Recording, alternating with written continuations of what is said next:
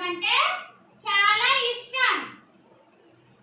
ఒకరోజు వారు రంగురంగుల బ్లాకులతో చాలా ఎత్తైన టవర్ ని నిర్మించాలని అనుకుంటారు. రాజు దగ్గర ఎర్ర బ్లాక్స్, రాణి దగ్గర నీలం బ్లాక్స్, కావ్య దగ్గర పసుపు బ్లాక్స్ ఉన్నాయి. వీళ్ళ ముగ్గురు దగ్గర ఏమేమి ఉన్నాయి? ఒక్కొక్కరి దగ్గర ఒక్కొక్క రంగు గల బిల్డింగ్ బ్లాక్స్ ఉన్నాయన్నమాట.